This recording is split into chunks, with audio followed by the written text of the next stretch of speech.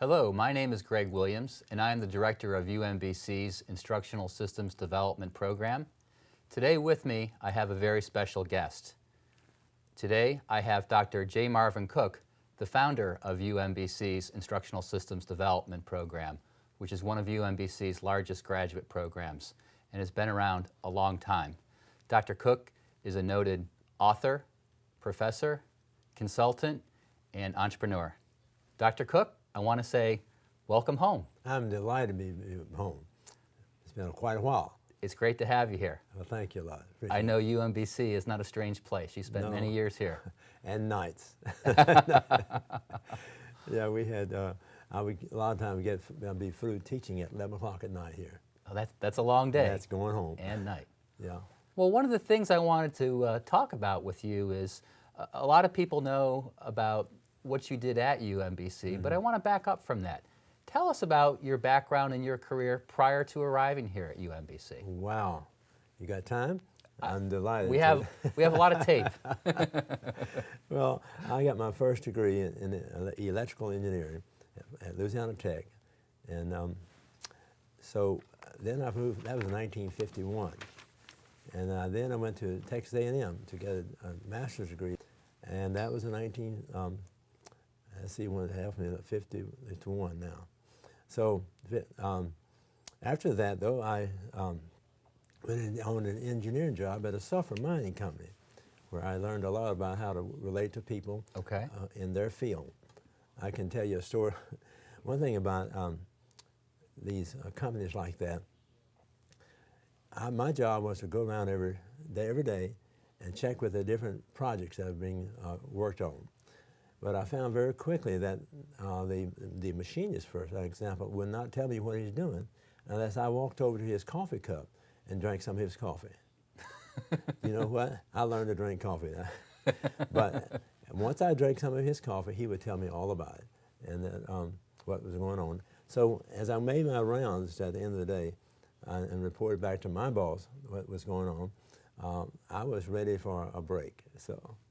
But that was at mining sulfur. But in the process of my working as an engineer there, I began to get a calling to go into theology, to go into the ministry. Okay, that's interesting. Yeah, and so I went for 3 years at a divinity school in Southern Methodist University.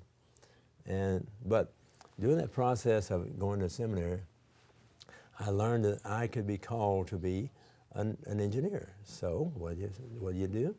I went back to engineering and worked for 4 years at Sperry Rand developing radar tubes. And so, but during the process of working at Sperry Rand, I began to realize, hey, I really like to teach. So I made a decision with my wife that we would go back and get a degree in PhD in education. And so over a period of about 10 years, I was getting ready to come to UMBC. So you saw teaching as a way to help people? Oh, yes, to help people win. And that became really a motivation for me to enable students who came in, perhaps changing careers and high anxiety. I would say to them, hey, it's not a big deal. I've changed careers 4 times. So you were the role model. I tell you, I tell them, just enjoy it, okay? So what I really worked for in the ISD program was making a situation there where people could win. Not only the students themselves, but the clients out there that they were working for. So I really enjoyed this whole process. That's terrific. Now I want to ask you about the beginning of the Instructional Systems Development program here at UMBC. Now, from what I know, it is UMBC's oldest master's program and probably one of the first, if not the first. And you're right on target. That's the exact situation. This program was developed as UMBC was just being built.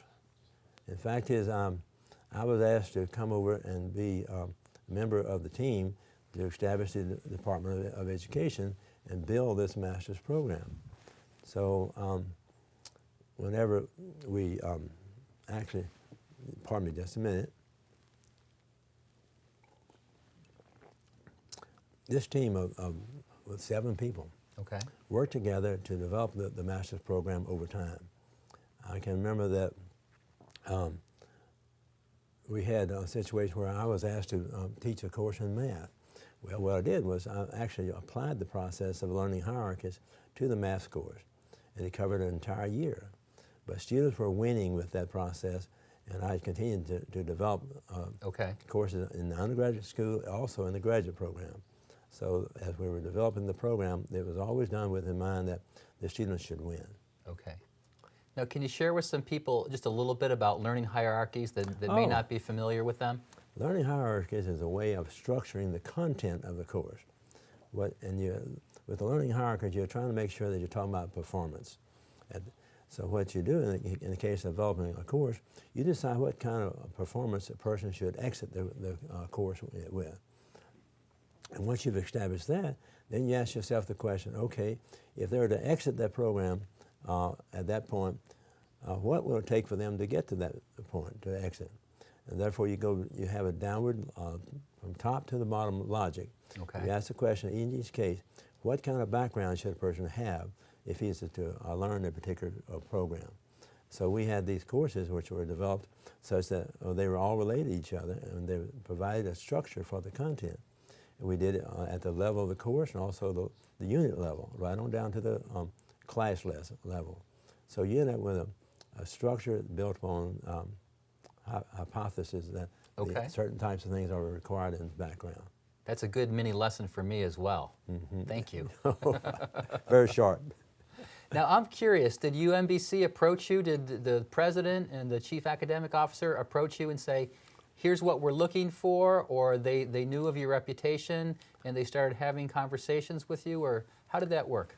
Well, let me acknowledge something up front first. Okay, this program was built upon the ideas and concepts of a lot of people, a lot of educators. Names like Henry Wallbasser, John Mayer, James Raff, Robert Gagne. All these educators were involved in the field. My involvement came to the point where I was at the University of Maryland finishing up a PhD program where I applied research in the area of learning hierarchies and ISD. And I was approached by Richard Neville, who at the time was going to become the dean of the College of Education at UMBC. He asked me would I join his team of 7 people to go over to UMBC and build a master's program in ISD. And I said, yes, I would. He said, well, we want you to lead it. And I said, I certainly will do that because I think it's worth it. From the research I've done and others people have done, this is a very powerful approach to learning. That's great. Now, tell us about some of the early days of the program. What are some of the things that you experienced? I mean, UMBC was a relatively new institution at the time, and I would say we didn't have a long history, so it must have been interesting trying to create and implement a major program at such a new institution. How did that work? Well, the way it worked was by applying the theory that we knew. And the possibility of applying the theory came from the fact that we were here in the state of Maryland, and Baltimore City was in the state of Maryland, and Baltimore City had problems in terms of education. And as we began to share with them the skills that we had, they began to ask us to come and help them. So we spent a lot of time helping the Baltimore City schools start using the ISD process. Really? That's interesting. Yeah, we actually showed them and trained faculty members, teachers, to use the process. And let me just pause just again. Just a moment. We actually talked to what we made sure that we use a language that enabled people to understand us. And so what we were asked to do was come in and train people in the management objectives, because they wanted their principals to be trained in, to actually manage educational programs. So we would come in and do workshops for the principals. In fact, we did it for 250 of them on management by objectives. Again, that for the teachers, great gun. We spent a lot of energy and time as they use this book. It's called How to Meet Accountability. Okay, why don't you hold that up and show that. There you go.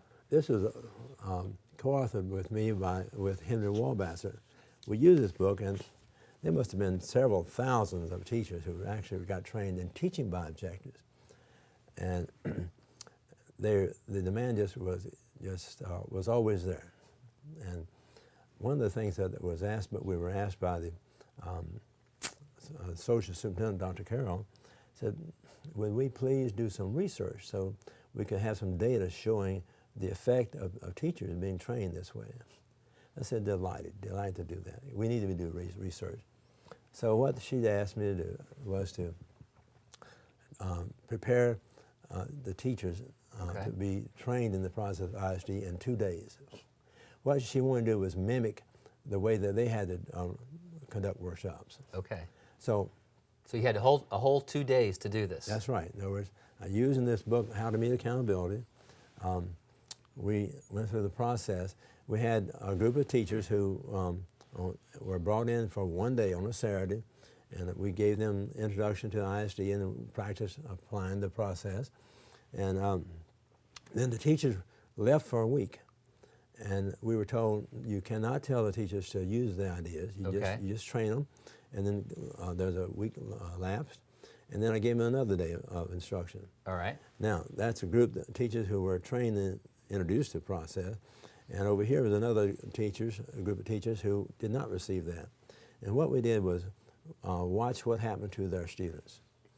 Well, we found that over a period of 4 months, as the students were all studying the same material, those students who had been taught by teachers who received this workshop had a rate of learning which was 80% faster than those students who had not been taught by teachers in the workshop. That's powerful. Wow. So you actually had data to support your work. Unbelievable. It was delightful to do it, and we believed in it, of course. So, but at the same time, while we were doing that work with Baltimore City Schools, we were developing courses for our master's program. Okay. And we'd use the same process, top-down logic, and so that we would, in fact, this whole program is always based upon application of theory. Theory, yes, but also applying it.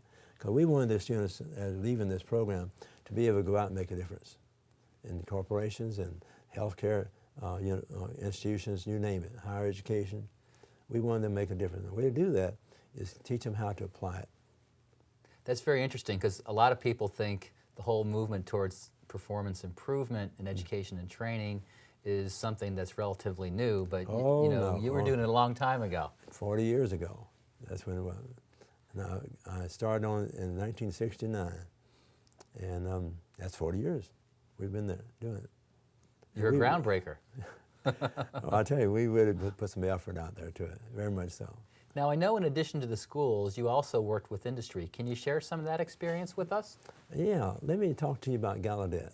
Gallaudet College is a college for the deaf in Washington, D.C.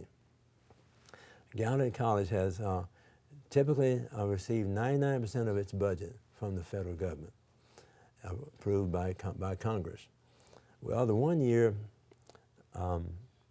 they submitted their plan for 10 years, and Congress turned it down.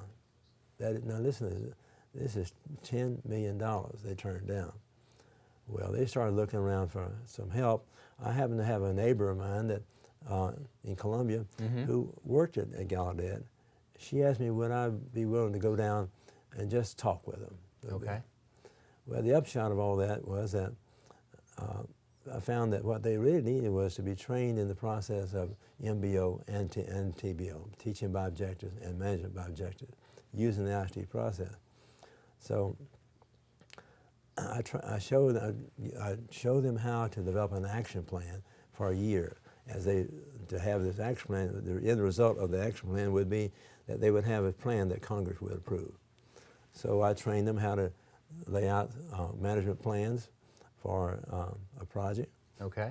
And they ended up with what I call a critical path method of managing and planning, wrapped around the inside of a room, large room, lay out the different activities that had to occur and who was responsible for doing those activities as a plan for a 10-year plan. Well, I remember one day I was drinking coffee with someone, the secretary of the president, and she was talking about how he was getting ready to go on a vacation. I said, "Oh, are you aware of the fact that his his project that he has to be getting done is the very beginning, and if he doesn't do the project, then the whole effort stops. Mm-hmm. Well, she took that information back to the president, and I think he wisely decided not to go on vacation because it would have stopped everything. So the management plan really works for them. But then Gallaudet took the plan, for a 10-year plan, to Congress, and lo and behold, they got funded completely, $10 million. So it sounds like that they were able to demonstrate by performance and a strategic plan Right. that you helped them create that changed Congress's opinion in They're terms right. of their funding. They sure did. Of course, they were the big breath of relief, I'm sure, at that time. I'm sure. I'm sure. Well, that was Gallaudet, and then there are others. Well, I know you've worked with private industry as well. Maybe you can share some of that experience with us. Well, pardon me just a second. Westinghouse. Westinghouse also was involved in our networking lunches. And they began to talk to us about their needs. And the upshot of it was that we developed a partnership between Westinghouse and UMBC's master's program, and where Westinghouse would describe to us what their needs were, and then we would look and see what we could do in terms of creating a courses to fit that need. And we began they were always one-credit courses. Okay. And they lasted 2 days. I mean, we went full blast 2 days. And we developed, we trained an awful lot of managers. Managers have to train, and we trained them on how to train, and also trainers within Westinghouse. And I was amused and interested to find out that here again some research was being done. Without my knowledge, Westinghouse set up a research project to see how it would affect their operation. So they... on you. On you, that's right. Without me knowing it. So I was asked to train 20 people, Okay. trainers, on how to use the ISD process in the Westinghouse area in the industry. And then compare let's say a group of trainers were trained for 2 days. Okay. And then these trainers would go and train technicians. All right. To see how, and who were being trained in electrical work. Then they compared what effect it had there with what happened to the technicians who were trained by a group who had not been exposed to ISD. And they compared on the floor, out in the plant, Okay. and found that the production of those technicians who were trained by trainers who had been exposed to the ISD process was 12%. Now, when you have a production jumping 12% by training, you've got a powerful thing going on there. So they actually, they turned around and said, well, look, we have 1,000 managers. Now, get this. 1,000 managers. That's a lot. A lot, who all need this training. We'd like to have you do that. Well, 1,000 is an awful lot. I jokingly said, I've said in the past, well, I got the 95. I couldn't make it all the way up to 9,500. So, so they actually had, it was almost like an experiment where they Yeah, had they did. an They did, experimental yeah. group and then a control group, and they compared the results. right, and they were just delighted to know that here was a possible way of increasing their production, and therefore they were asking for more. So, That's a terrific story. well, it's a very powerful story because Westinghouse just bought in and said, this is exactly what we need. Now, how did your experience outside of UMBC impact what you did with the Instructional Systems Development Program? Our whole effort was to teach students how to apply the theory. And what we did here in about these areas where we worked outside, we brought back these illustrations of how you can apply this in a variety of fields. And then also, if we discovered some new things in here as we were working outside, we brought that back into the program at the top level and said, hey, this ought to be included in this in their preparation. So we did the same thing from the top down. If we changed them, we found some new information to apply to the top of the program, then you do some top-down logic and say, well, now here's what's got to be in the program to support that new activity, that new skill, what have you. So you actually use the top-down logic approach to modify the program continuously. Just keep on modifying. Now, share with our viewers a little bit about what you mean by top-down logic, because some people might not know what that means. Okay. Let's assume that you want somebody to be able to do X when they leave the program. All right. All right. You want to make sure that they, and you got to teach them to do X.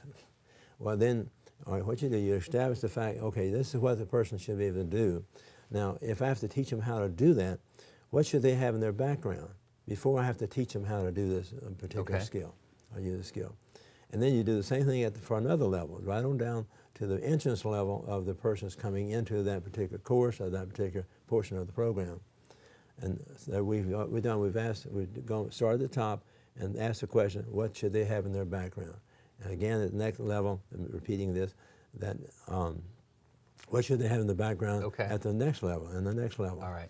And that becomes a path to actually, for the students to be taught going to the new or to the top level. And so it's called top-down logic. You logically asking the question, what should be in their background? That's Does great. that help? Yeah. Well, it's a good lesson for me as well. Right. I'm always learning. I'm Okay. a perpetual student in many ways. How did you find over the years that what I found in speaking to potential students and students is they're very interested in their career, and they look at the Instructional Systems Development program almost as a means to an end. They don't really come out and say that, but my experience has been that, they're looking for a job, a better job, a more meaningful job, a more interesting job. What was your experience with students when you were directing the Very program? similar to that. They would come in really changing careers, and it's very awkward for them, they feel like. But by using this process in the program, the ISD process in the program with the program maps and what have you, they actually found themselves very comfortable as they're moving through the program. Now, I'm not sure I answered your question. Raise the question again so I'll make it on focus. Well, what a lot of students usually are interested in is they want to get a job, and from my experience, I believe you were probably pretty successful in helping students actually apply what they learned so they could actually get jobs. And let me say this, that in our situation there, the students, there was 100% effective in getting jobs. 100%. 100%. Wow. Oh, golly. That's hard to beat. It is, I'll tell you. I would have clients or organizations out in the industry who would call me up and ask me, hey, do you have anybody? We really need some people. We've seen you talk about this in situation, and we'd love to have some interns, and also we'd like to have some employees. And what we found was that everybody in the program were hired. Now that's hard to believe. But that's terrific. I know one situation where a graduate came out of the program and received a leadership job in another organization. And so, she was in charge of some major projects. She needed help. So what she do? She turned to her colleagues in the program, and she hired those cluster of people. I can remember, and then those people out there we then share with others, and you really have a multiplying effect. So I realized that as I was limited about the number of courses I could teach, whenever I taught 20 people, those 20 were going to, help other people. And I think from my experience, the same thing happens today in the program.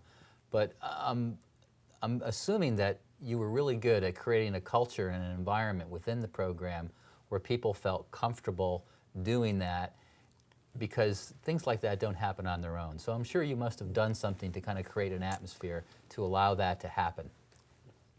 Yeah, I create an atmosphere by letting them realize that there's opportunities for them to apply the process. And I try to show that the projects I was working on myself and others, I would try to show them how that this could help them to apply the theory.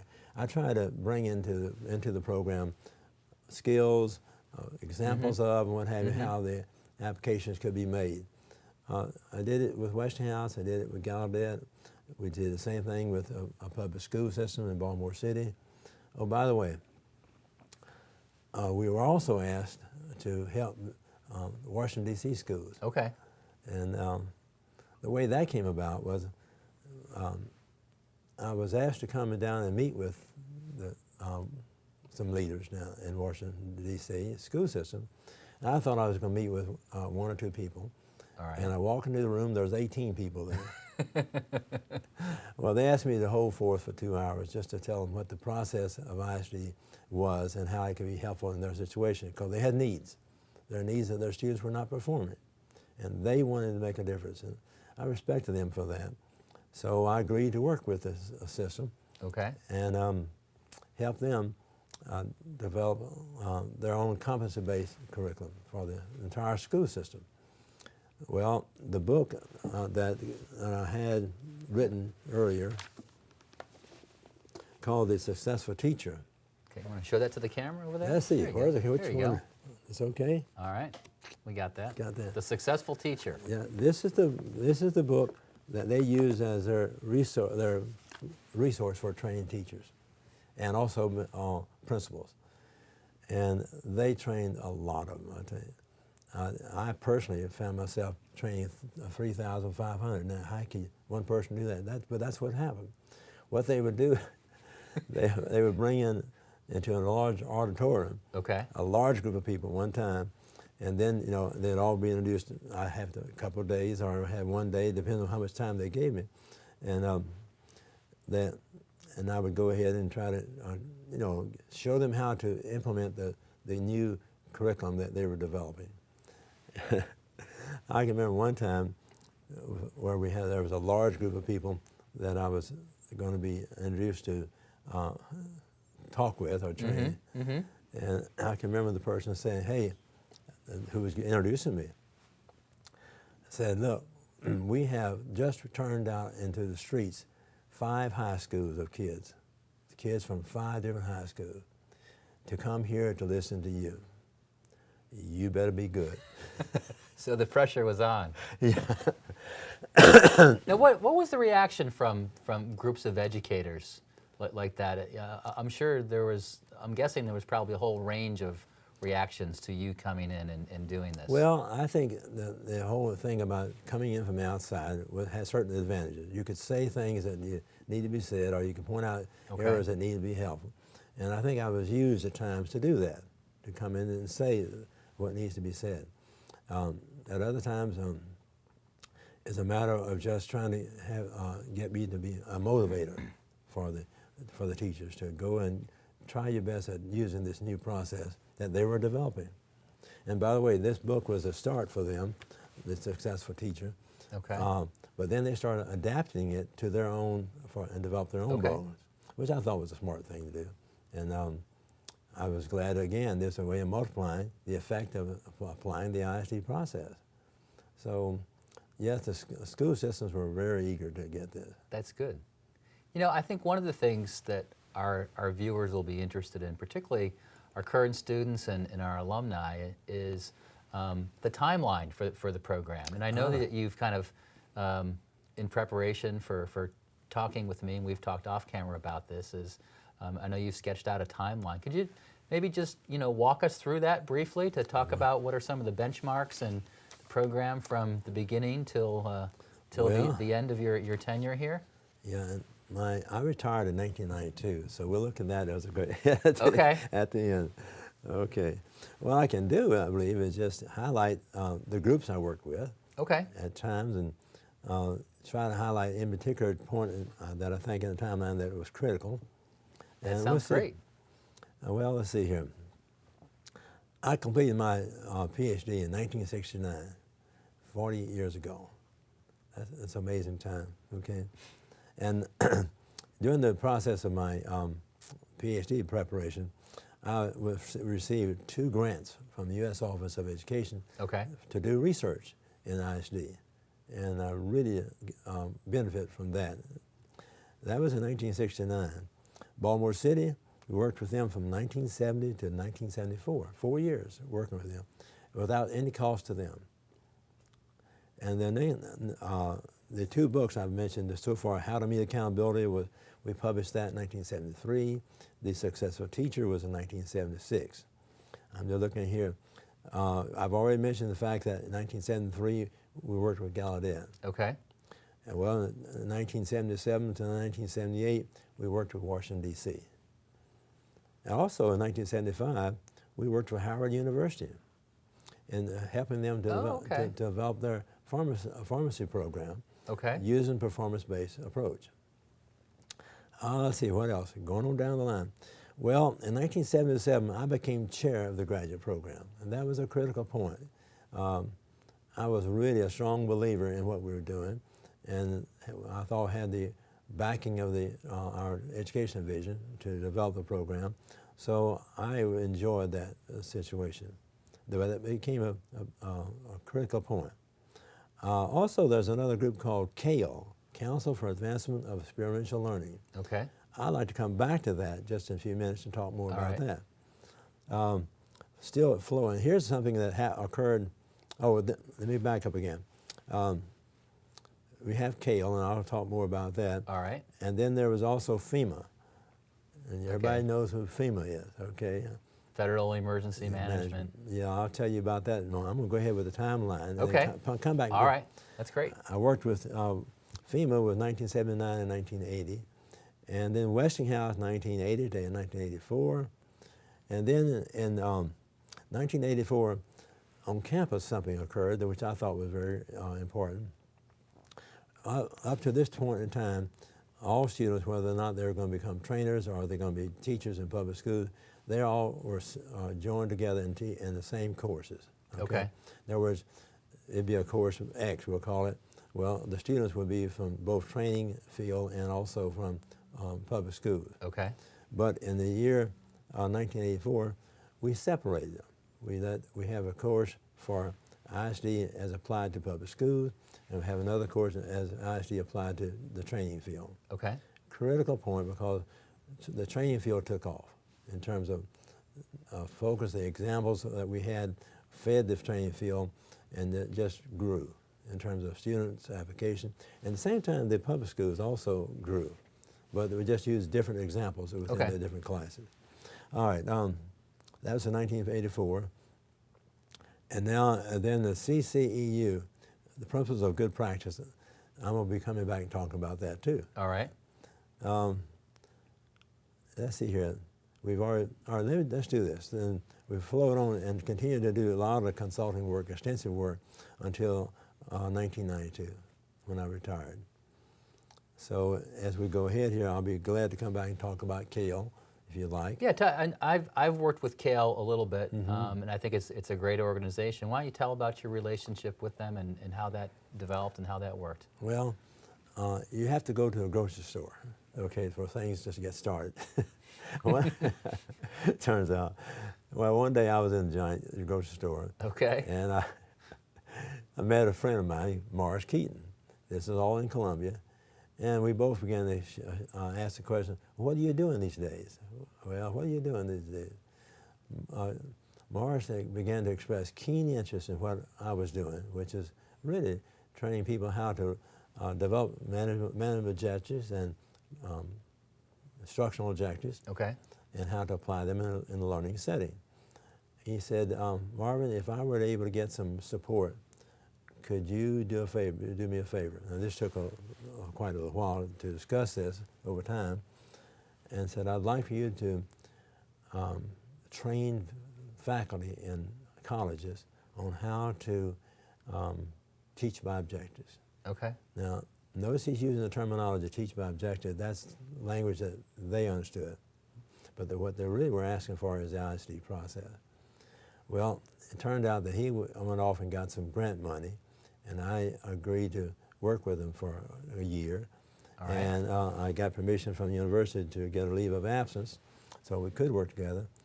And and I became the director of a 60 college project, which was to train the faculty in 60 colleges. Wow. That's what I said. Wow. They asked, they asked, they asked me at the same time, would you develop manuals to support your approach and the way you're doing teaching, developing objectives. And so, I did. I developed the 4 books, but I was flown over the country just from one site to another site, and in each site there may be at least 10 colleges represented. And I was flown across this country back and forth, writing those 4 books, and at the same time applying, teaching the faculty members in some 60 colleges. Now, that was a workout, I'll tell you. Wow, you were very much in demand, sounds like. I was in demand. The ISD process was in demand. That was interesting. Yeah, so the name of the 4 books I developed, one of them was called Developing Program Maps. Surprise, surprise, surprise, okay? Familiar theme. Yeah, developing learning outcome. Okay. Developing assessment tasks, and then another one called Samples of Program Maps, okay? But these books, and by the way, I may have a copy of them. I'll have to dig that out later. Okay. But give you copies of them, show examples. But anyway, CALE was an organization who wanted to get approval for experiential learning. Okay. And the problem they were running into was the fact that they could not define what these people could do in terms of experiential learning. Marsh Keaton recognized that if you could get them spelled out in terms of behavioral objectives, you're spelled out the skill level. Okay. Then you could compare that with the normal type of courses where they got credit to see if there's a similarity to it. Okay. So anyhow, they were trying to find ways to get that approval. Now. So creating measurable objectives, sounds like it was very important. Very important for them in order to get credit for experiential learning, like internships. That's experiential learning. Okay, let's see what else here we have. The CCEU. Well, what does CCEU stand for? CCEU, the Council for Advancement of. I'm sorry. Let me try to spell it out right for you. Just 1 second. I stumbled. Council on the Continuing Education Unit. Okay. All right, you see why. I was asked to be a member of the writing task force to design the principles of good practice for our continuing education. And there was a large writing task force. I was just one of the members.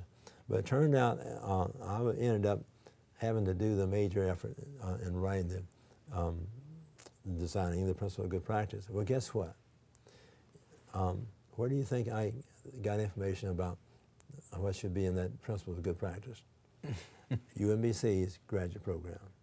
If you will read that principle of good practice, you'd be amazed to see how similar it is to what we have here in the ISD program. Okay. So now what we have a situation is that the material that I work with outside the campus was being brought into the campus now. And the students are, as they leave the program, they could very proudly say, look, we know how to apply the principle of good practice, because the principle of good practice reflects the ISD program we have. So you knew what worked in the field, yes, and then you brought it back to the classroom. Exactly. And this again is the book that came out, The Principles of Good Practice for Continuing Education. Okay. So that means that if any organization wants to conduct continuing education program courses and wants to get credit for it, CCU credit for it, units, then they've got to use these principles of good practice. So now you've briefly outlined your long tenure here at UMBC.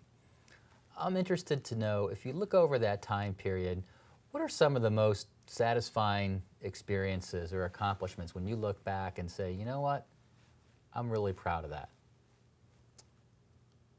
I think what I'm most proud about is watching people win. I say it again, watching. I enjoy it so much. And I mean watching people win who are in the graduate program and those who are outside of it. And watching them turn around and help other people, showing other people how to win using the ISD process. And I enjoyed watching students in Washington, D.C. benefit from the work we were doing with them. Likewise with Baltimore City. I enjoyed watching students there and faculty members there enjoy doing what they're doing and seeing them progress. Well, it seems like you've always had a focus on helping people. Oh yeah, yeah, I tell you. It was a powerful decision on my part. When I left engineering, I was a very successful engineer, and I left it for a reason. I felt led. I thought I had something to offer in the field of education, and therefore I made sure that I didn't lose my focus during the years as I was involved in ISD, that I was in there for a reason. It wasn't necessarily a reason to make money, because I left that whenever I left engineering. But it was to make a difference in people's lives. And I still have that strong pull. That's a very motivational factor, I would imagine. For me it is, yeah. Really. That's terrific. It was a situation where I enjoyed what I was doing, felt very successful in what we were doing, felt we were being very successful in helping other people, and at the same time establishing a program which had a future. I think this future, with the work that you and others are doing in this program, I really believe it can just continue to grow. I don't know now in terms of how many graduates you have right now or others who are in the program, but it's large. I know that. It is a large program, but we're just building on the foundation that you provided, and like you said, you built on the foundation of others, such as Robert Gagne. Well, I think we are doing a fantastic job doing this 40 years since we started this program. It's got legitimacy, it's got research backing it, and we've got example after example of people winning. I'm talking about organizations winning. It just amazes me to watch and see how it's been applied. Now, to me, it's interesting to ask you, when I ask you what your greatest accomplishments were, and you always deflect that and talk about others being successful. I think that's a very telling comment on your part. You're tremendous man, but you're also obviously very, very humble.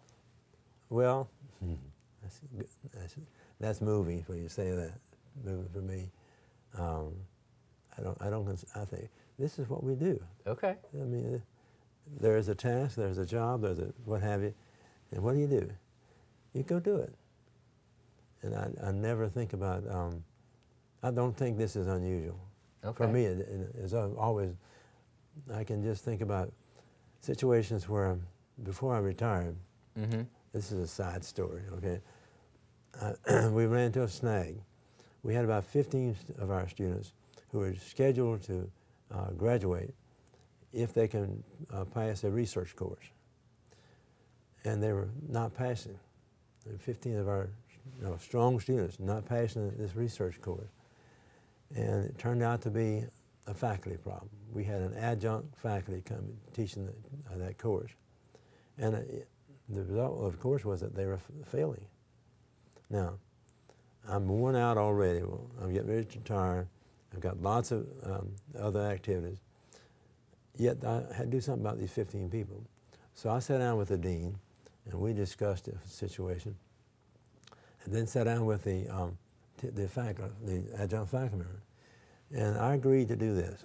I agreed to give the students a choice. They could stay with him if they like, or I would teach a research course. And I know about research. I know how to do research. And lo and behold, they accepted that. And it became a very satisfying thing to work with those 15 students, and then to be successful in the course, and then therefore they were ready to graduate.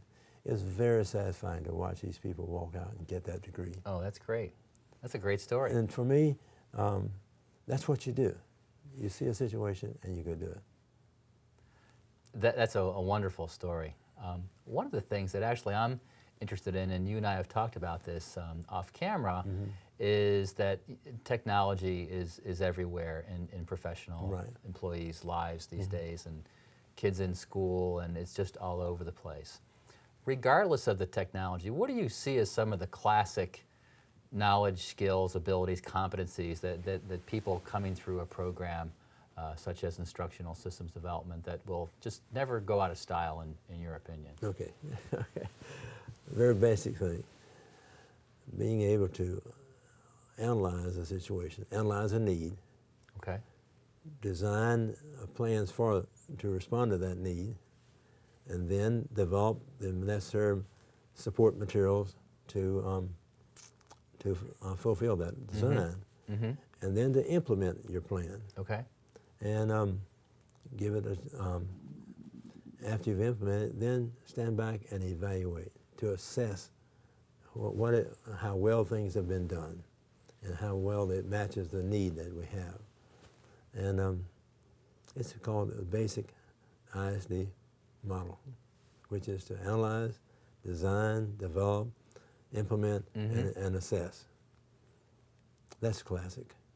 I would agree with that. I think Thanks for asking the question. that's I hadn't found a chance to say that. Now, I was curious. You've taught a lot of students over the years. Are there any stories about students that stick out in your mind that might be just interesting or funny to you, or demonstrate a point, or just fun to talk about? There's a student who has become a friend. Okay, I won't name his name, but has become a friend over the years. He graduated, but it wasn't all so simple initially. I can remember when sitting down with him as he started to apply, and saying, look, you don't qualify point-wise in terms of being admitted to this program, and I'm just considering taking a risk and letting you in, or actually them saying I couldn't just let him in. Okay. I had to meet with our admission committee and to support his admission. And I was saying, look, I'm going to stick my neck out on you, but you better not let me down. You know what? That was one of the strongest students we had. He didn't have the points, but he had background. It turned out that he was a fantastic student and has become a very successful training person in the field. But anyway, that was a case where I stuck my neck out and it paid off. And it paid off. He performed. He He produced. and he's still performing now. Okay. He's had a number of leadership roles, and I just enjoy that. Well, we have, and I think it was the same case when you were directing the program, a number of students that they've been out of undergraduate school for quite a while, then they decide to go back to school to graduate. And of course, things are different because they've been out of school and they wonder if they can do it, and they wonder if this is the right thing to do. And I wonder if you can talk a little bit about your experience with students like that. Well, I'm thinking about what is the right thing to do. I think that almost to the person, okay, as we counsel with them, we were able to get them to see that they had strengths that they could bring in here, and jointly with their strengths and what ISD had to offer to them, they had really a possibility of winning. And what their task was going to be was to work at winning, but you got to believe in yourself that you can do it. I'm just curious about, the future of this field. Do you, from your experience and your knowledge and from your reading and working with people in the field and so forth, where do you see professionals in this field going? Where do you see the field going in terms of, what's next? This is almost an unfair question to ask you, but I would like to hear your opinions about, where you see all this going, particularly with a very, uncertain business environment right now with our economy the way it is. Well, let me put it this way. Let's go back just a little bit. As I understood it at the time, when I was just beginning to enter the field, there was the training field was an industry in itself at the level of some $50 billion. Amazing how much money was being spent at the time, because people back then were concerned about performance, and performance affects their how to put it, their profit line. Okay. And so I think that effort is still there. Okay, desire to improve performance. Okay. But being very careful that you're focusing on what the need is and not just being able to use some particular media and what have you. So I think this demand for improvement is going to still be there, but we have a problem with jobs out there.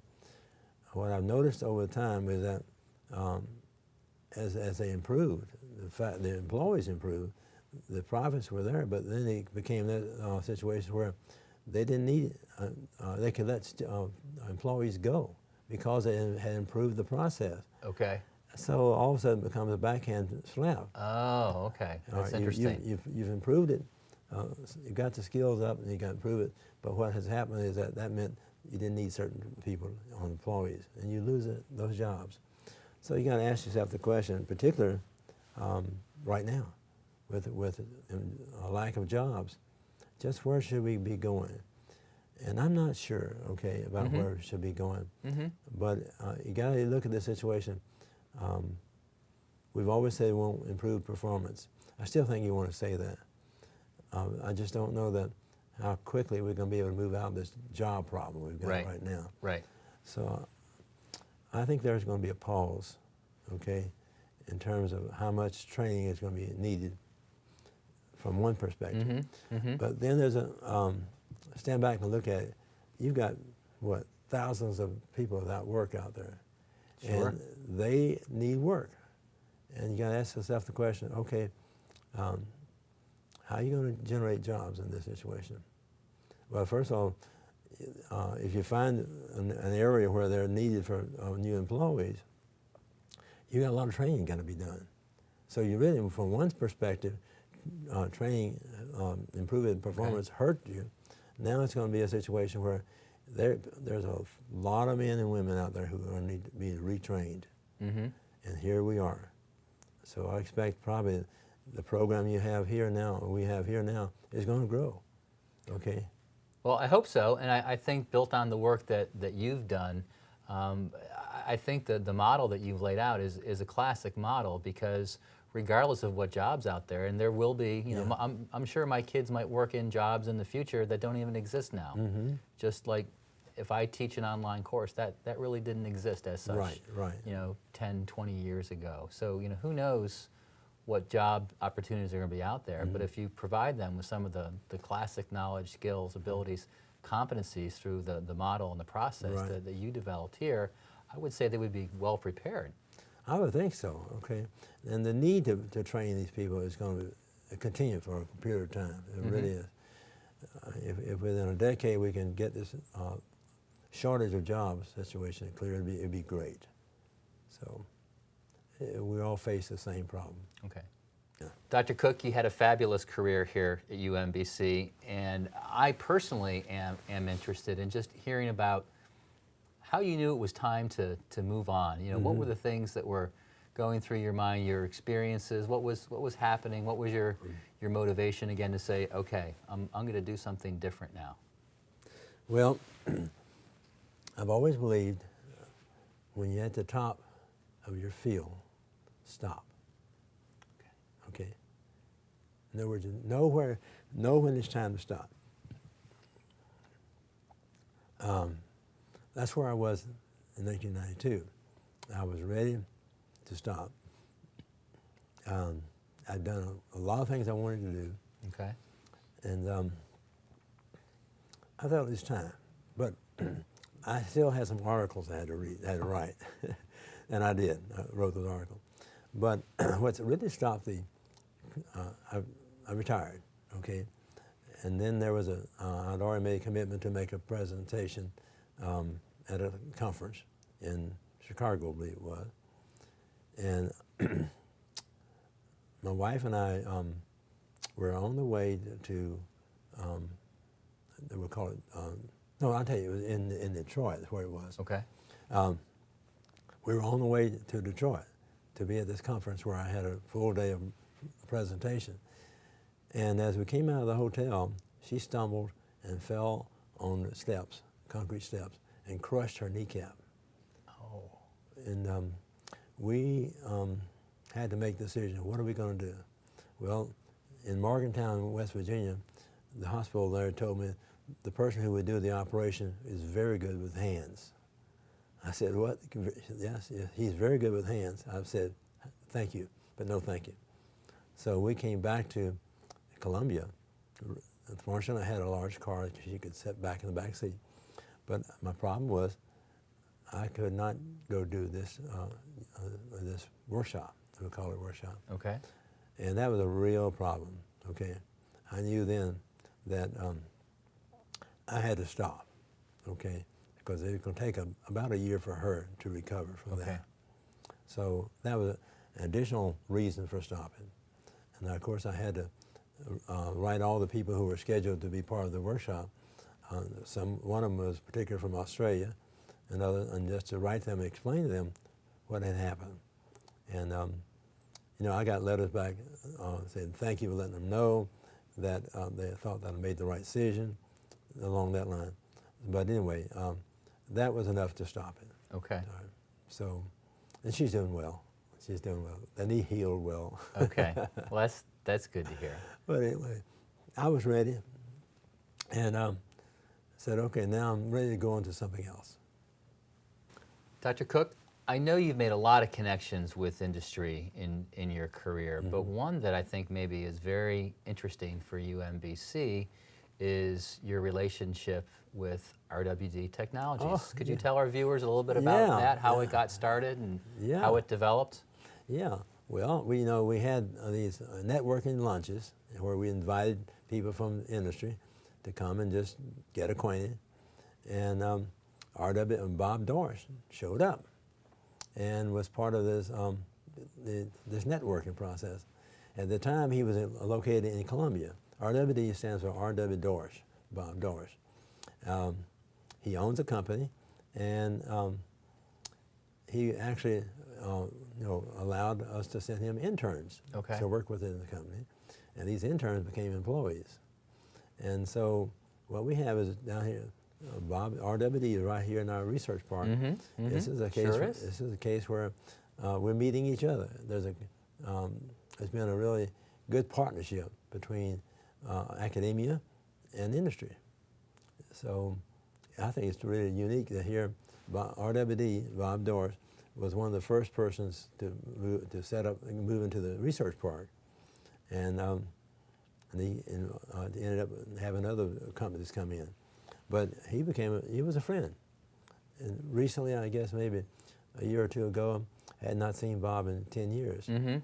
I decided I'm going to go check with Bob, see how he's doing. He's doing well.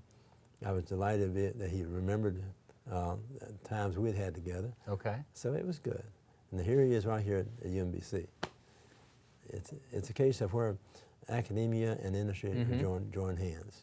And we still have representation from RWD Technology on our program advisory board. Terrific. So that's part of one of our outreach. So that's a very interesting story. Now, what would you like to talk about that I didn't ask you? I'd like to talk about Westinghouse. Okay. Let's talk about Westinghouse. The relationship there was fantastic. They wanted to be involved with the university. I wanted to be involved with the industry, just for a natural interest. And so we actually worked up a partnership where they would express their needs of a course, and we would take those expressed needs back to campus, and I would work with other faculty and what have you, see if we could formulate a course to support Westinghouse. Okay. And then we would modify the initial statement of needs, and then Westinghouse would modify what we said, and we negotiated back and forth, ended up with a course that fit their needs. Okay. And it was also a course that we would give credit for. But we repeated that process several times.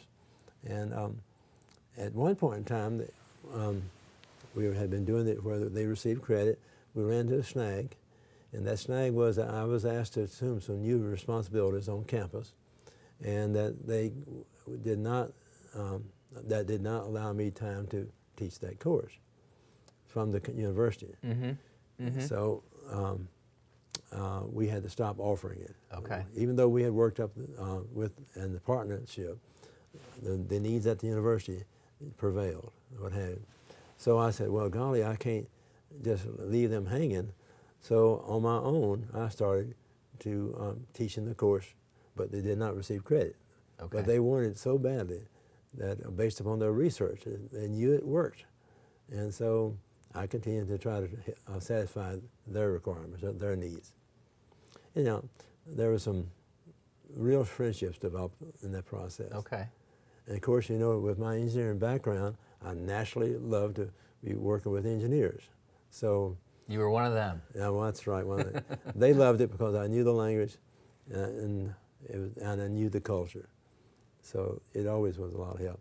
Yet, I need to say about public schools, my entire family were teachers. So I knew that culture also. My mother was a teacher, first grade for 40 years. My dad was a principal. My brother was a music teacher. You go down there. Okay. My sister was she taught computers. Now, so it was very natural for me to be involved with the public schools. So I had several things going for me. Okay. Now, in which some people may or may not know, your son Jim went through the program. That had to be a different experience. That doesn't happen with a lot of people. That's true, and that's we go further than that. Yeah, that's right. He went through the program. He got a degree over at Western Maryland College, and then came into our program and just zoomed right through it, and it was a good fit. But then over the years, he's been very helpful to me. And there was one situation where I got a call from DC schools. Marvin, I need to get help. I need somebody who got your skills, but at the junior level. And I said, well, I'll look around and see what I can do. And I found all of them had jobs, either part-time or full-time, what have you, but really were not available. And then when I saw about Jim, I said, well, maybe I need to mention Jim to them. And I did, and they said immediately, let's have supper together.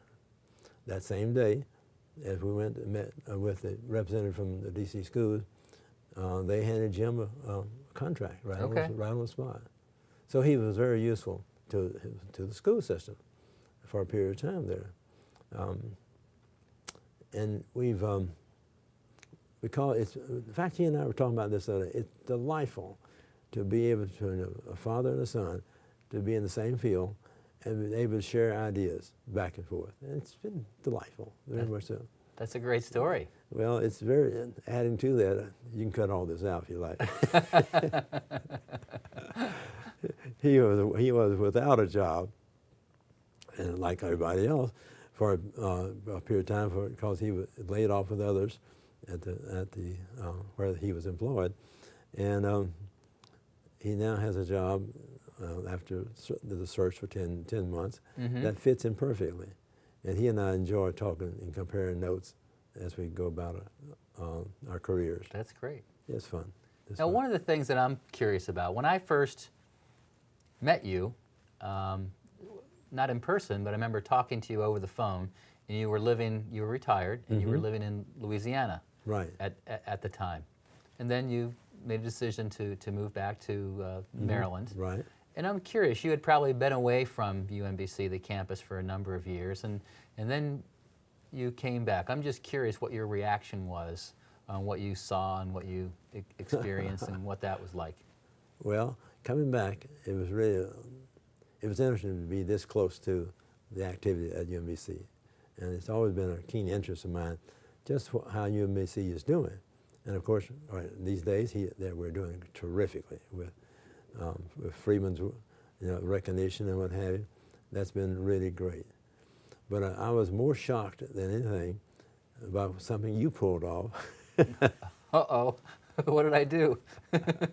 when you put together that recognition event for regarding my activity in the program, I was just amazed at the turnout of people, of students, former alumni, and it was very impressive to me that an organization could recognize your work the way that you all did. I was, to use the term, flabbergasted. Well, I think it was the right thing to do, and I think you've been tremendous at helping others and recognizing others' achievements, and I think you deserve the same. Well, I really appreciate it very much.